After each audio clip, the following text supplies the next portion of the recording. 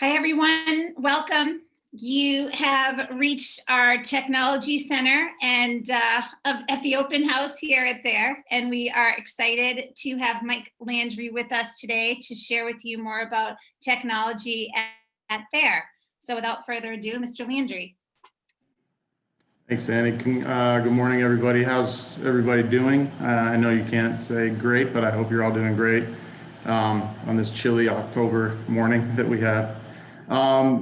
As Annie mentioned, I just want to introduce myself. My name is Mike Landry. I am the supervisor of the Handflick Technology Center on campus and also of the CDL, which is the Collaborative Design Lab, which is the space that I'm in right now.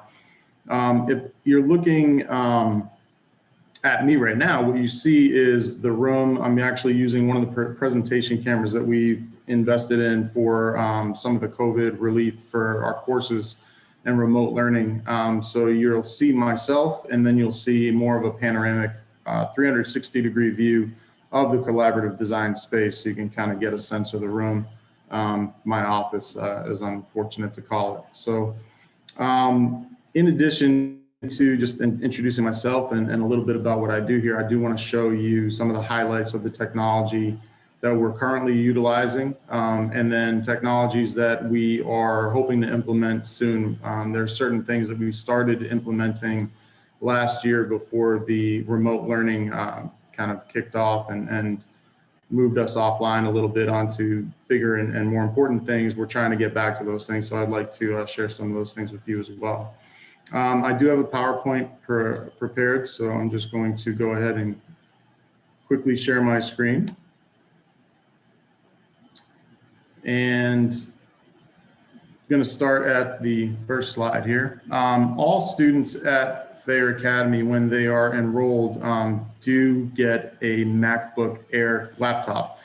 We have a one-to-one program with the MacBook Airs. This basically helps us to help students learn the most efficiently in all of their classes.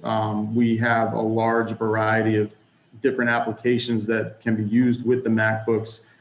Depending on classes, my CDL class has a whole bunch of different applications using Adobe Cloud, Creative Cloud, 3D printing applications and things like that. The math department has their share of applications, science department, etc. Everybody has things that are available for use on these MacBooks. All of these computer programs are actually stored in one of our application, kind of almost our app store, if you will, in addition to the Gmail suite that we use. They're all stored in what we call self-service. Self-service is essentially the app store for Thayer Academy. So the applications that you're seeing here, GarageBand, iMovie, Adobe Fuse, Autodesk Fusion 360, which is an industry-grade CAD software, Wolfram, Mathematica. These are all available to students in self-service. And the reason that we package everything in self-service is not only to make it easy for students, but to make sure that all the laptops that we bring or distribute are going to be safely utilized throughout the school year. If you tried to download some of these softwares, not only would it cost a significant amount of money, but there might be some type of malware or anything like that that might be coming along with it, like Chrome updates, Flash updates are always kind of seem to be packed with malware. So distributing applications and these updates through self-service not only allows students to have all the access that they need, but it also allows us to maintain security of the machines. Moving forward, there's a Foundations of Learning course. Not only do we provide students with the technology that they might need, but we're also going to provide them with an understanding of how to utilize that technology. Foundations of Learning is a class that I teach. It is a seminar course at the beginning of the year for new freshmen and some new incoming sophomores. And the class focuses on how to use Gmail properly, how to use Google Drive, how to use the MacBook and the features that the MacBook has with it, trying to assist students with making their workflow on the computer a little bit more seamless so that they can focus on what they need to focus their coursework.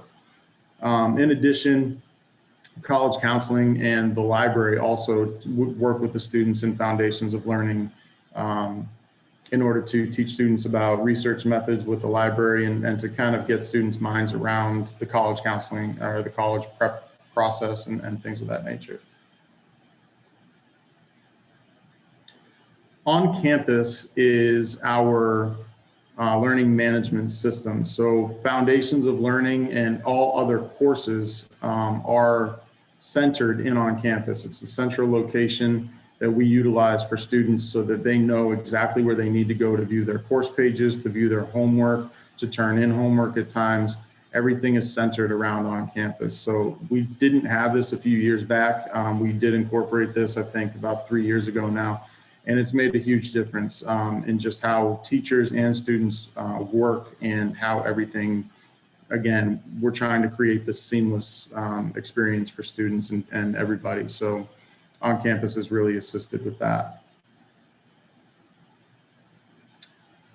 The Collaborative Design Lab, I selfishly just wanted to touch on because, again, it's kind of my space and one of the things that I supervise here. It's also a great showcase of creativity and the technology that we use on campus here. We do have a number of 3D printers throughout campus, both in the Collaborative Design Lab and in the Science Building, in the Robotics Lab at the Science Building. In the CDL, as we like to call it, we also have a laser cutter, which is a very, very precise method of cutting various materials from paper to wood to even metal, engraving, etching.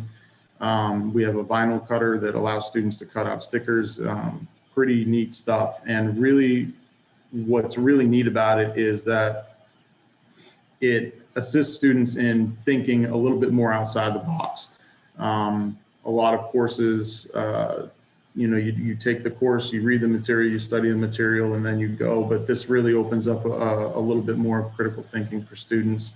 And the design process, the redesign process, and learning through failure. Oftentimes the CDL really brings out a different side of education, which I love because I teach it, but that's my CDL plug. Shameless, I'm sorry. Sorry, I'm not sorry, actually. So that does bring us into emerging technologies. As I mentioned, we have 3D printers, we have the laser cutter, we have these things, but we also are starting to dabble into virtual reality. Last year, we made an investment in 40 virtual reality headsets.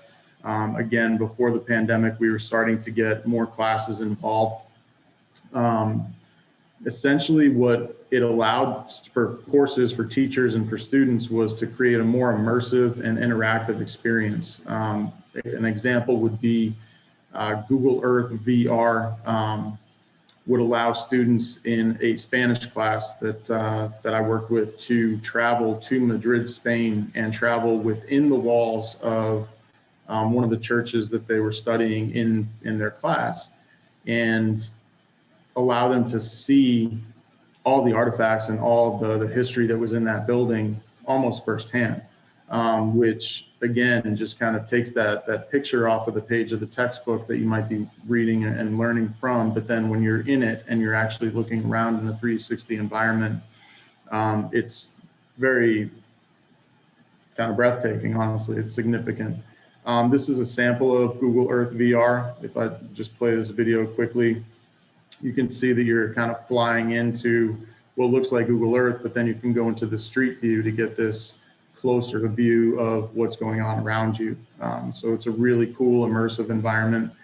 That little clip doesn't even really do it justice, but unfortunately, in this type of scenario, that was what I could come up with.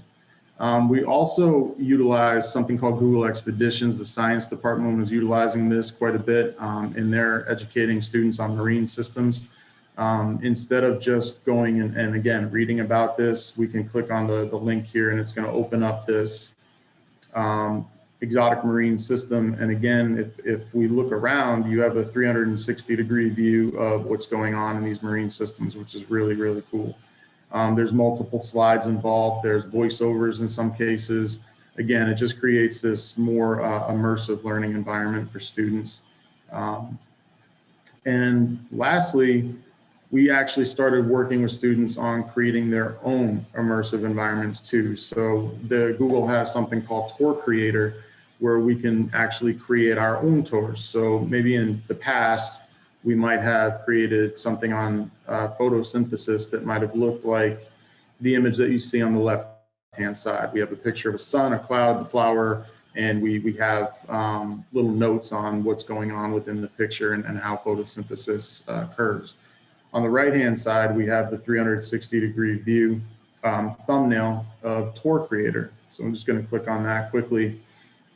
This will show you that we have these various templates that we can work off of. This is a draft of a tour, and students could come in and create their own photosynthesis tour, write their own synopsis, select what course it would be for, and then here we kind of get into the meat and potatoes and the 360-degree view. So as you notice, we have this little tag here, so students can write a little bit more of an in-depth paragraph about what is going on in the photo, as well as maybe using some Photoshop. Again, getting back to those applications that we have available to students, we can really create a really cool, immersive, and very thought-provoking piece of educational material. So that's kind of the meat and potatoes, I guess, of technology here. Annie, I hope I didn't speak too quickly. I hope No, you're actually perfectly on time. We have about a minute left in the session. If there is a quick Q&A moment, if anyone does have a question they'd like to ask, feel free to use the chat. Otherwise, that was great, Mr. Lindy. Thank you. We are going to ask our guests to please return now to the landing page and enter your next link. I think it will be your final stop of the visit today. And thank you so much for joining us. And we hope that you're really getting a strong feel for, all that we do here at Thayer. And again, thanks for being with us today.